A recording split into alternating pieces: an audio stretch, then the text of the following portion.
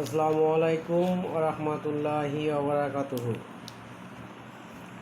আজকে আসলাম কিছু কথা বলার জন্য, নিজের দায়িত্ববোধ থেকে আসলাম যে আমাদের এলাকার ছেলেরা, ইয়াং জেনারেশনেরা যে উদ্যোগ নিয়েছেন স্বেচ্ছায় রক্তদান, আসলে এটা একটা মহতী গুণ। ওনাদেরকে আমি আমার অন্তরের অন্তঃস্থল থেকে আমি সাধুবাদ ও শুভেচ্ছা জানাচ্ছি। তো সুন্দরপীর অগ্রগামী স্বেচ্ছাসেবী সংগঠন প্রতিষ্ঠা হয় 26শে জুন 2022। গত কয়েকদিন আগে ওনাদের হয়ে যাওয়া যে নতুন কমিটি গঠন লক্ষ্যে ইনভাইটেশন পাওয়ায় আসলে আমি আনন্দিত, উচ্ছ্বাসিত ও সাথে সাথে ওনাদের মঙ্গল কামনা করছি।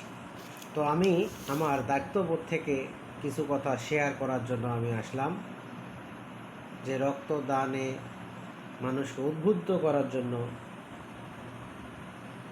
কিছু কথা নিয়ে হাজির হয়েছি। আমি যদিও ডক্টর না, তো এইসব যে কথাগুলি নিয়ে আমি কথা বলবো, এগুলি হওয়ার জন্য ডক্টর হতেও হয় না।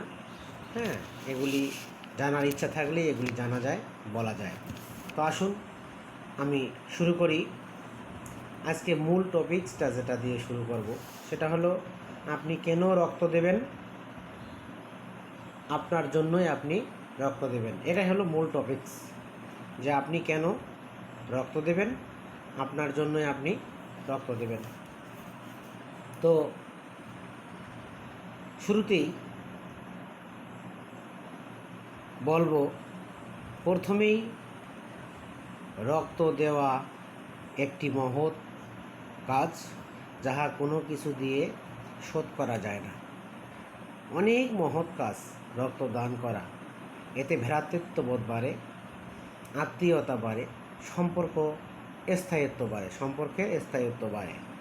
এবং যারা এটা পরিচালনা করে ওনাদের ইহকালে যেরকম পাচ্ছে সম্মান, পরকালেও ওনাদের জন্য অপেক্ষা করছে এরকম স্বচ্ছ সম্মান, যদি এটাকে স্বচ্ছভাবে পরিচালনা করা যায়। আমি আশাবাদী আমাদের ছেলেরা অবশ্যই এটা স্বচ্ছভাবে পরিচালনা করতেছে, ভবিষ্যতে আরও স্বচ্ছভাবে পরিচালনা করবে বলে আমি আশাবাদী।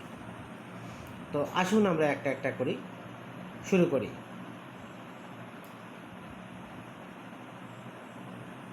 আসুন দেখি কীভাবে আপনি আপনার জন্য রক্ত দেন।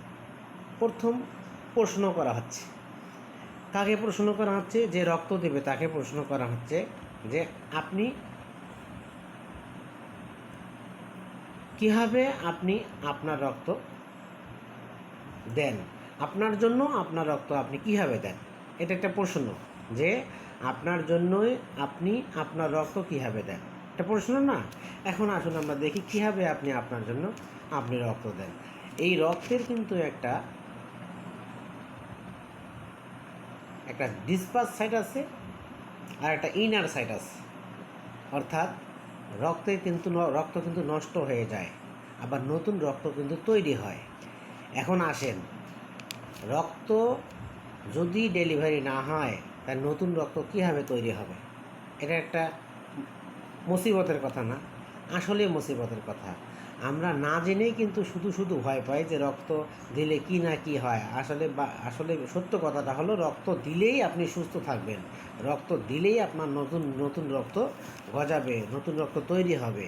এই জন্য আপনি নিজের শরীরকে ঠিক রাখার জন্য, নিজের ফিটনেসকে ঠিক রাখার জন্য, আপনার মস্তিষ্ককে ঠিক রাখার জন্য, শরীরে অনেক প্রকার ঝামেলা থেকে রক্ষা করার জন্য আপনি রক্ত দেন।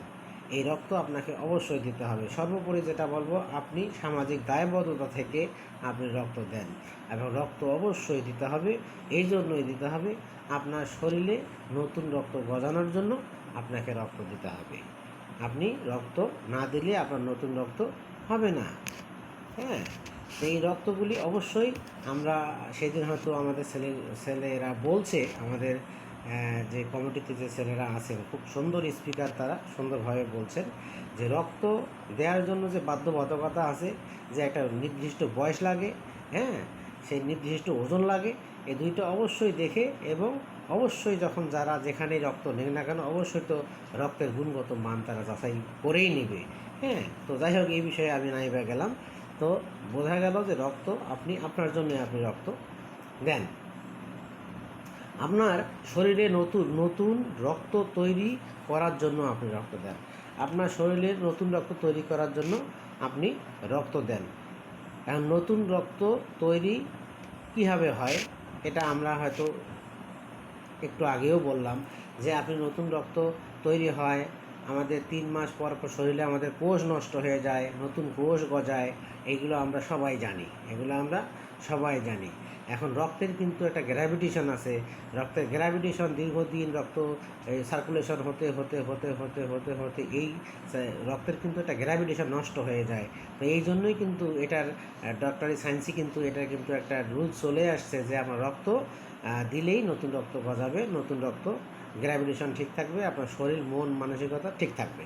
তো এই জিনিসগুলি আমাদেরকে মাথায় রেখে